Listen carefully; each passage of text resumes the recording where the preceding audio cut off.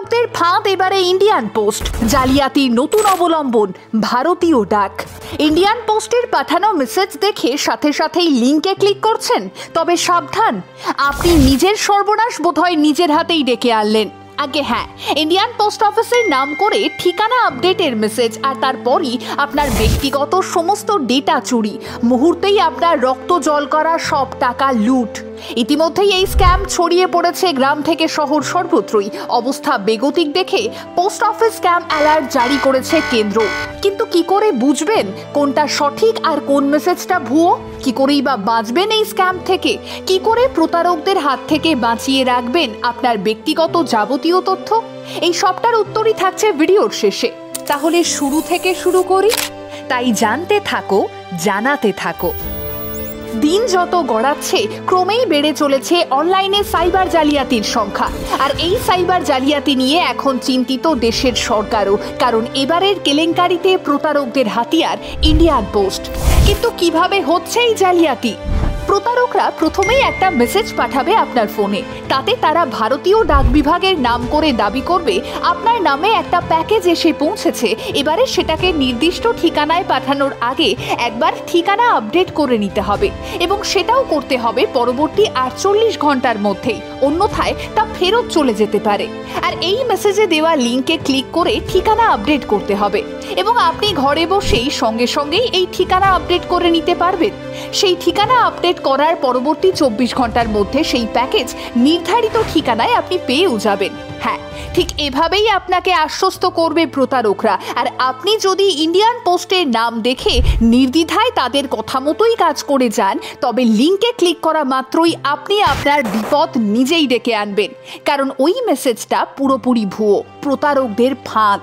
আদপে আপনার নামে কোনো প্যাকেজই আসার কথা ছিল না। আপনি সেই লিঙ্কে ক্লিক করা মাত্রই এমন এক ওয়েবসাইট খুলে যাবে যেখানে আপনার ঠিকানা সহ সমস্ত তথ্য দেওয়ার পর একটা মুহূর্তের ব্যবধানেই সর্বশান্ত হয়ে যাবেন আপনি।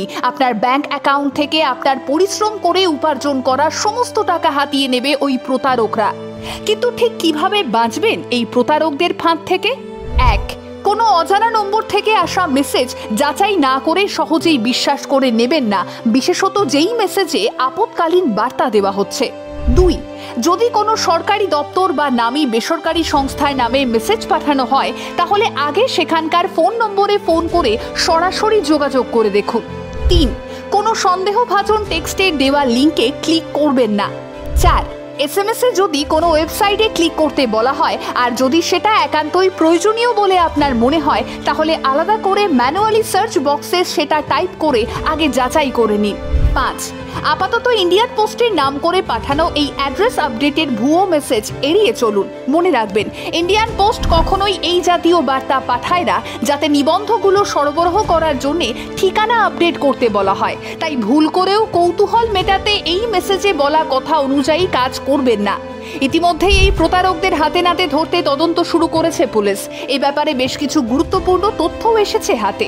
আশা করা যাচ্ছে খুব শীঘ্রই এই জালিয়াতদের উপযুক্ত শাস্তির ব্যবস্থাও করা হবে। তবে মনে রাখবেন, আমাদের সাবধানতা কিন্তু সবার আগে আমাদের হাতেই। ইতিমধ্যেই এক্স হ্যান্ডেলে পিআইবি সাবধান করেছে সাধারণ মানুষকে। এও জানিয়েছে ভুয়ো মেসেজ পাঠানো হচ্ছে, তাতে প্রতারকরা ভারতীয় ডাক বিভাগের নাম করে মানুষকে তাদের পাতা ফাঁদে ফেলছে।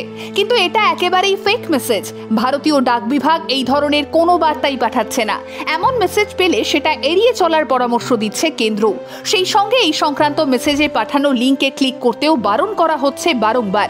হোয়াটসঅ্যাপ বা অন্যত্র নানান ধরনের ভুয়ো বার্তা পাঠানো হচ্ছে, তাই সর্বক্ষেত্রেই সতর্ক থাকতে বলছে প্রশাসন। তবে অযথা আতঙ্কিত হবেন না, শুধু চোখ কান খোলা রেখে কাজ করুন।